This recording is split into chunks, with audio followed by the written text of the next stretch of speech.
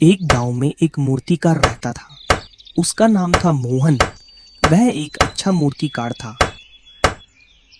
वह बहुत सुंदर सुंदर मूर्तियां तैयार करता था।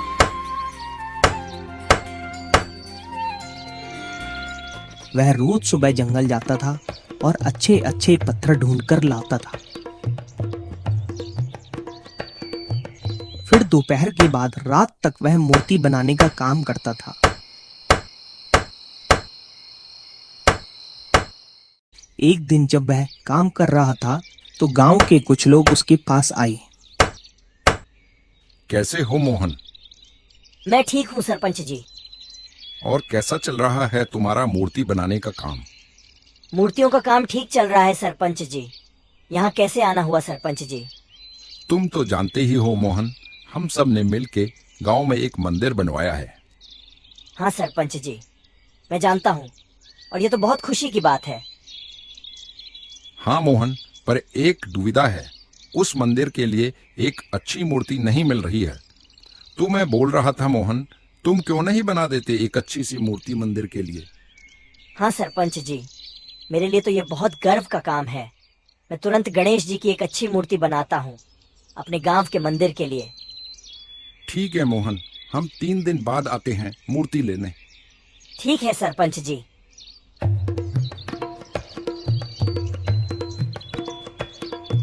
मोहन बहुत खुश हो गया था क्योंकि उसके पास काम भी था और उसे ग्राहक भी मिल गया था। अब भगवान की मूर्ति बनाने के लिए उसे एक अच्छे और बड़े पत्थर की जरूरत थी। उसके घर पे कुछ पत्थर तो थे, लेकिन उसने सोचा कि भगवान की मूर्ति के लिए कोई अच्छा सा बड़ा पत्थर लेकर आता हूँ। दूसरे दिन सुबह जल्दी उठकर वह जंगल गया। बहुत ढूंढने पर उसे एक अच्छा पत्थर दिखाई दिया। उसने उस पत्थर को अच्छे से देख लिया और उसे उठाकर वह घर ले आया।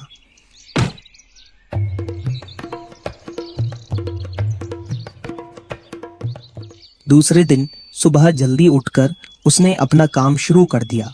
उसने अपने सारे औजार निकाले और जैसे ही हथौड़ा उस पत्थर की ओर बढ़ा तो उस पत्थर से आवाज आई। अरे अरे रुको, मुझ पर हथौड़ा मत चलाओ। मेरे शरीर के टुकड़े मत करो, मुझे उससे बहुत दर्द होगा। अरे, मुझे तुम पर हथौड़ा चलाना ही पड़ेगा। अगर मैंने हथौड़ा नहीं चलाया तो गणेश जी की मूर्ति कैसे तैयार होगी? मूर्ति बनानी है ना, यहाँ इतने सारे पत्थर पड़े हैं, उसमें से एक ले लो, उसकी मूर्ति बनाओ। लेकिन मुझे छोड़ दो, तुम्हारी बहुत दया होगी। पत्थर की यह बात सुनकर मोहन को उस पर दया आ गई और उसने उस पत्थर को उठाकर एक कोने में रख दिया। अब फिर से जंगल में जाकर कोई नया पत्थर लाने में बहुत वक्त बर्बाद होता, इसलिए उसने घर में पड़े हुए कुछ पत्थरों में से एक बड़ा पत्थर चुनकर उससे भगवान की मूर्ति बनाने का काम शुरू कर दिया। कुछ दिन मेहनत करने के बाद मोहन ने भगवान की एक बड़ी ही सुंदर सी मूर्ति बनाई और उस मूर्ति को देखकर मोहन बहुत खुश हो गया। और कुछ दिन बाद उस भगवान की मूर्ति को मंदिर तक ले जाने के लिए सब गांव वाले आ गए। सरपंच ने मोहन से कहा, क्यों भाई मोहन, हो गई मूर्ति तैयार मंदिर के लिए? हाँ सरपंच जी, ये तो भगवान का काम है, मैं तो जल्दी करूंगा ही ना। अच्छा, क्या बात है भाई, तो दिखाओ मुझे मूर्ति। फिर मोहन ने वह सुंदर मूर्ति सरपंच और सब गांव वालों को दिखाई। उस मूर्ति को देखकर सब बहुत खुश हो गए। सब ने मोहन की बहुत तारीफ की। इतने में एक गांव वाले की नजर उस कोने में पड़े पत्थर पर पड़ी और वह सरपंच से बोला, सरपंच जी, आपको तो याद है ना, हमें मंदिर में रखने के लिए एक पत्थर चाहिए जिस पे लोग प्रसाद का नारियल फोड़ सकें। मुझे वो पत्थर अच्छा लग रहा है। हाँ, तुम बिल्कुल सही बोल रहे हो। मूर्ति के साथ यह पत्थर भी लेकर चलते हैं। नारियल फोड़ने के लिए यह पत्थर एकदम सही है। यह कहकर बड़ी धूमधाम के साथ सब गांव वाले उस मूर्ति और पत्थर को मंदिर में ले गए। वहां जाकर मूर्ति को मंदिर में रख दिया और उस पत्थर को भी मूर्ति के पास रख दिया। दूसरे ही दिन गांव से सभी लोग उस मूर्ति की पूजा करने मंदिर में आने लगे। मंदिर में जाकर लोग उस मूर्ति की पूजा करते, उस पर फूल माला चढ़ा देते, उस पर चंदन का लेप लगाते और उसके ऊपर प्रसाद भी चढ़ाते। और दूसरी ओर दूसरे पत्थर पर नारियल फोड़े जाते थे और भगवान की मूर्ति पे नारियल चढ़ाया जाता था। जो पत्थर मूर्ति बन गया था वह मन ही मन बहुत खुश था, लेकिन जो पत्थर मूर्ति के पास रखा था वह बड़ा दुखी था। अरे भाई, मेरे ऊपर नारियल मत फोड़ो।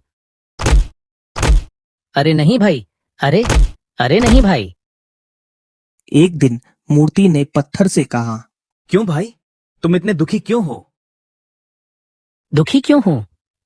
अरे भाई, मजे तो तुम्हारे हैं।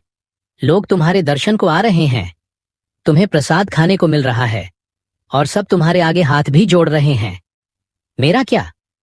मेरे ऊपर तो सब नारियल फोड़ रहे हैं। मुझे बहुत दर्द हो रहा है। तभी मूर्ति वाले पत्थर ने जवाब दिया, देखा, मैं भी तुम्हारे जैसे एक पत्थर ही था, लेकिन मैंने मूर्तिकार के द्वारा मूर्ति बनाते समय सभी दुख कष्ट को सहन कर लिया और आज मैं इस जगह पर हूं। जब वह मूर्तिकार तुम्हें चोट पहुंचाकर तुम्हें मूर्ति का रूप दे रहा था, तब तुम्हें दर्द हो रहा था। अगर तुम उस दिन दर्द को सह लेते तो मेरी जगह आज तुम होते। पत्थर को अपनी गलती का एहसास हुआ और उसे बात समझ आ गई, लेकिन मूर्ति ने उस पत्थर को प्रोत्साहित भी किया। शुरुआत में हमें जीवन में सफलता पाने के लिए कठोर परिश्रम की जरूरत होती है। बिना दुख कष्ट के कभी भी सफलता प्राप्त नहीं होती। मुझसे भूल हो गई। अब मैं जिंदगी में कठिनाइयों से कभी भी नहीं भागूंगा। इस कहानी से हमें यह सीख मिलती है कि जब संघर्ष का समय हो तो हमें डट कर उसका सामना करना चाहिए, ना कि भागना चाहिए, क्योंकि संघर्ष खत्म होने के बाद ही हमारा जीवन सरल हो जाता है।